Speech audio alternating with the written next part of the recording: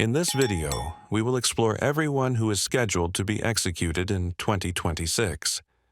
We will look into their crimes, their cases, and the execution methods planned for carrying out their sentences. Quincy Bryan, State, Ohio.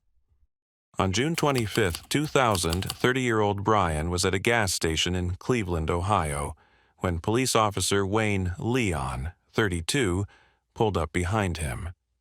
The officer noticed that the temporary tag on Bryan's car had been altered. He asked for Bryan's driver's license and went back to his police vehicle to check the information. While the officer was on his radio, Bryan took a handgun from his coat and fatally shot Officer Leon at close range. The officer died immediately. Bryan grabbed his license and drove away from the scene. Kenneth Needhammer, a security guard, heard the shooting and saw Bryan's car leaving. He turned on his siren and chased Bryan, who stopped twice to get out and fire at Needhammer. Bryan eventually crashed his car and fled on foot. Police arrested him later that day in Columbus, Ohio. Bryan had a history of selling drugs and robbing other dealers. In 1995, he was convicted of attempted robbery and released on parole in 1998. By the time he killed Officer Leon, he had violated that parole and had a warrant out for his arrest. He was later found guilty of murdering Officer Leon and attempting to murder Kenneth Needhammer. Bryan was sentenced to death. While in prison, he also admitted guilt in 4 serious sexual assault cases, adding 48 years to his sentence. Bryan has now been on death row for more than 21 years. His execution was originally scheduled for October 26, 2022, but it has been delayed to January 7, 2026. In 2015, a federal judge overturned Bryan's convictions, ruling that prosecutors had improperly removed a prospective juror because the juror was black. That decision was reversed in 2016 by a federal appeals court, reinstating the convictions. Bryan is scheduled to be executed by lethal injection in Ohio. Antonio Franklin, State, Ohio. On April 18, 1997, 19-year-old Franklin attacked his grandparents Ivory and Ophelia Franklin and his uncle, Anthony Franklin, in their Dayton, Ohio home. The day before, they told Franklin he needed to find his own place to live. This upset Franklin, and he later got into an argument with his uncle. During the argument, Franklin's uncle made a comment about Franklin's sexuality that made him angry. Franklin grabbed a baseball bat and hit his uncle. He then attacked his grandmother and grandfather with the same bat. After this, Franklin got a gun and shot his grandmother, killing her. He took her jewelry and set the house on fire before driving to Tennessee in her car. Police in Tennessee quickly caught him. When arrested, Franklin still had the gun and was wearing bloody clothes. The fire department was called early the next morning. Inside the home, they found all 3 victims. Franklin's grandmother died from either the gunshot or the beating. His grandfather and uncle died from their injuries and breathing in smoke. When police questioned him, Franklin confessed. When asked why he did it, Franklin told a story of his difficult childhood. He claimed that his uncle had sexually assaulted him when he was 14, and that his mother was an alcoholic who drank while pregnant and who was abusive. Despite this, he did well in school until age 17, when he moved in with his grandparents and uncle. Around this time, he started to change, fearing aliens would take him, acting confused, and using marijuana.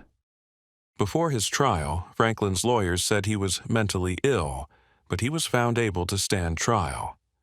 As the trial got closer, they said he was getting worse. Ultimately, Franklin was convicted and sentenced to death for the 3 murders. His execution was first set for January 12, 2023, but has been moved to February 11, 2026. He will be executed by lethal injection after spending 24 years on death row. This was probably the most horrible crime committed in the history of my county. James Earl Trimble, State, Ohio. On January 21, 2005, James Earl Trimble used an AR-15 assault rifle against his live-in girlfriend, Renee Bauer, and her 7-year-old son, Dakota Bauer. Trimble fired at Renee once in the face and 11 times in the back and hand. Then he fired 6 times at Dakota in various parts of his body. Shortly after the incident, Trimble confessed to his mother over the phone, saying, "I shot Renee and Dakota." Trimble and Renee had been dating since October 2003. They lived together with Dakota in Brimfield Township, but their relationship had been rocky for a while. There were constant arguments and growing tension. At a neighbor's birthday party a few months earlier, they had another fight. Renee left, and Trimble, clearly drunk and upset, told people he felt like going home to blow something up. After killing Renee and Dakota, Trimble fled on foot through nearby woods. Later, that same evening, Trimble broke into the apartment of 22-year-old Sarah Positano, a college student, and took her hostage. During a frantic 911 call, Sarah could be heard begging him not to put a gun to her head. Police tried to negotiate with him, but in the end, he took Sarah's life. A grand jury charged Trimble with 3 counts of aggravated murder with death specifications, along with kidnapping, assault, and other charges. At his trial, the state presented extensive evidence, including his confessions, forensic evidence, and eyewitness testimony. The jury found him guilty on all charges. In the sentencing phase, Trimble's team argued that he struggled with bipolar disorder and drug addiction, but the prosecution pointed to the facts. He ended 3 lives, including a child under 13. The jury recommended the death penalty for all 3 killings. Now, over 20 years later, James Earl Trimble is scheduled to be executed by lethal injection on March 12, 2026, at the Southern Ohio Correctional Facility. Gerald R. Hand, State, Ohio. In March 1976, Gerald Hand's first wife, Donna, was found dead in the basement of their home. She had been choked and struck in the head. There were no signs of forced entry, though the house showed signs of being disturbed. Hand collected $67,386 in life insurance, along with $50,000 from Ohio's Victims' Compensation Fund. Just over a year later, Hand remarried. His second wife, Lori, would also be found dead in their basement. She had been choked and shot twice. Once again, there were no signs of forced entry, and Hand received more than $126,000 in insurance payouts. Although Hand was considered a suspect in both cases, neither was ever solved. After a third marriage ended in divorce, Hand married Jill in 1992. On January 15, 2002, he called police to report a break-in. He claimed an intruder had harmed his wife and that he had shot the intruder in self-defense. The intruder was identified as Lonnie Welch, who had occasionally worked for Hand and had been the best man at one of Hand's weddings. But police quickly found holes in Hand's story. There were no signs of forced entry. The evidence suggested that Welch was shot while trying to leave the house, not during a gunfight in the hallway as Hand claimed. Jill had been shot once in the forehead with a .32 caliber revolver. Welch had been shot 5 times with .38 caliber weapons. Investigators also learned that Hand stood to collect more than $1 million in life insurance and state benefits from Jill's death. A former cellmate came forward, saying Hand had confessed to hiring Welch to kill his wife for $25,000, but that when Welch later demanded double, Hand decided to kill both of them and cover it up as self-defense. Hand was convicted and sentenced to death. After years of appeals and legal delays, the 74-year-old is now scheduled to be executed by lethal injection on June 17, 2026, at the Southern Ohio Correctional Facility. Cleveland R. Jackson, State, Ohio. On January 3, 2000, Cleveland Jackson and his half-brother Jeronique Cunningham planned to rob the apartment of Shane Lyles. Jackson lured Lyles outside under the pretense of discussing a drug deal, while Cunningham stayed inside with several people, including 3 teenagers. Among them were 17-year-old Lenishia Williams and 3-year-old Jala Grant. When Jackson returned, he held Lyles at gunpoint. The brothers robbed him of money and drugs. After Lyles insisted he had handed over everything, Jackson shot him in the back before opening fire on everyone in the room, continuing until they ran out of ammunition. Every victim was shot at least once. Williams and Grant did not survive. Jackson and Cunningham were arrested 2 days later. Each was tried separately and sentenced to death, with Jackson receiving his sentence on August 5, 2002. Jackson had grown up in extremely difficult circumstances. As a toddler, he witnessed his father being fatally stabbed by his mother. She reportedly struggled with drug addiction and mistreated him, attempting suicide multiple times. These incidents led to Jackson being placed in foster care, where he was allegedly abused in at least one home. The trauma he experienced early in life was followed by years of legal trouble. Jackson's execution has been postponed several times since 2018. It is currently scheduled to take place on July 9, 2026, after 24 years on death row, and is to be carried out by lethal injection, provided Ohio resolves its ongoing issues with obtaining the necessary drugs. Danny Lee Hill, State, Ohio. On September 10, 1985, 12-year-old Raymond Fife left home on his bicycle to visit a friend, but never arrived. Over 4 hours later, his father found him in a wooded field behind a supermarket. Raymond was unclothed, severely beaten, and had burns on his face. His underwear had been tied around his neck and appeared to have been set on fire. He died in the hospital 2 days later. The coroner ruled the death a homicide, citing asphyxiation, a brain hemorrhage, burns, and severe injuries consistent with assault. 2 days after the attack, 18-year-old Danny Lee Hill walked into the Warren police station asking about a $5,000 reward. He claimed he had seen someone riding Raymond's bike. When asked how he knew it was Raymond's, Hill said, "I know it is." Investigators noted that Hill seemed to know details that hadn't been made public, including information about the undergarment found at the scene. Days later, Hill returned to the station and confessed on audio and video to being present during the assault. He claimed another teen, Timothy Combs, was responsible for the harm.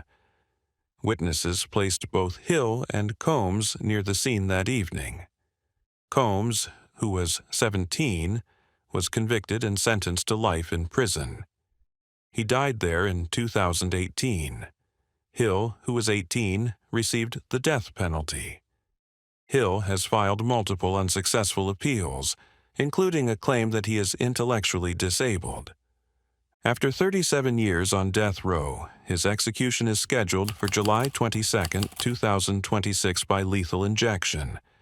However, with Ohio still struggling to obtain lethal injection drugs, the Trumbull County prosecutor has suggested the state consider alternatives such as the firing squad, electric chair, or nitrogen hypoxia.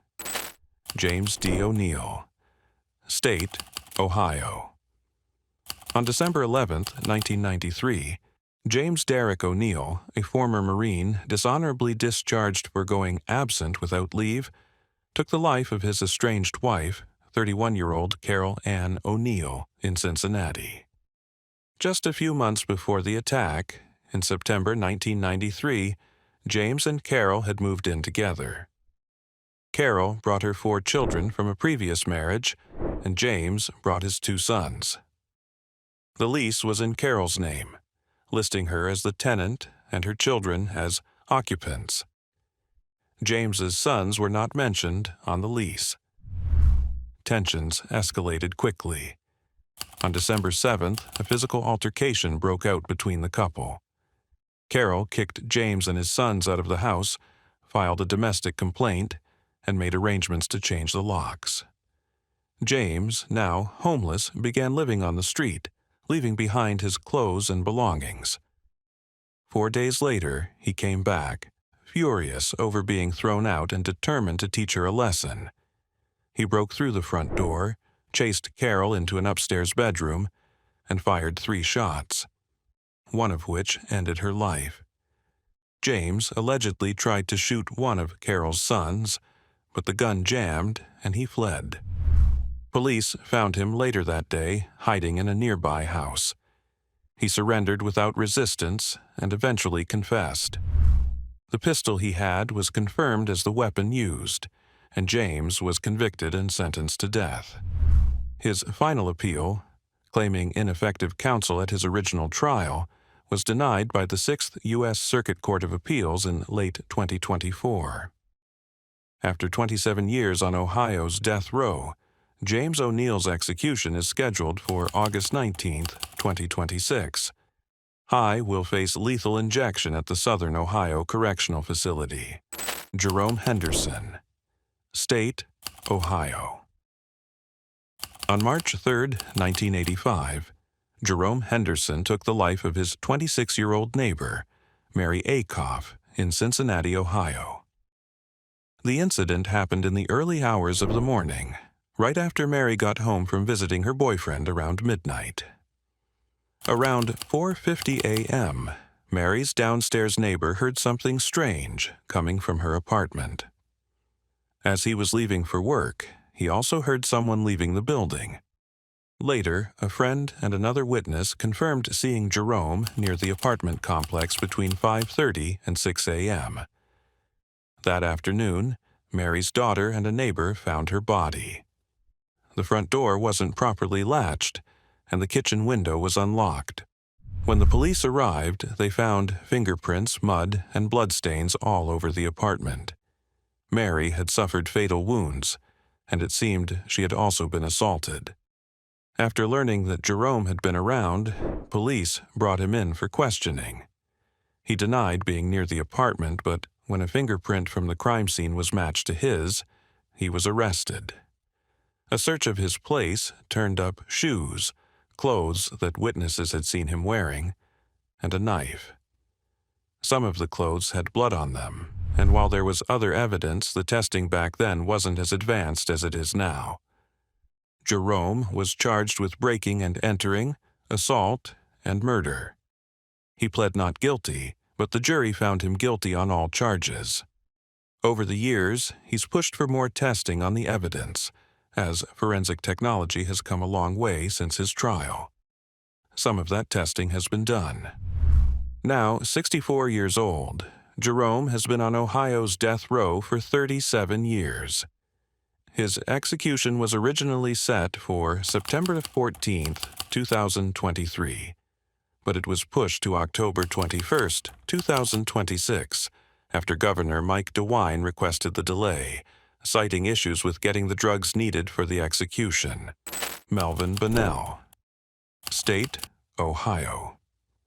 On November 28, 1987, Melvin Bonnell was involved in a deadly confrontation that resulted in the death of 23-year-old Robert Bunner in Cleveland, Ohio. At the time, Bonnell already had a criminal record that included aggravated robbery, kidnapping, and carrying a concealed weapon. Around 3 a.m. that morning, Shirley Hatch, who shared an apartment with Robert Bunner and Edward Birmingham, heard a knock at the door. When she asked who it was, a man's voice replied, "Charles." Robert opened the door, and Melvin Bonnell entered, immediately closing it behind him.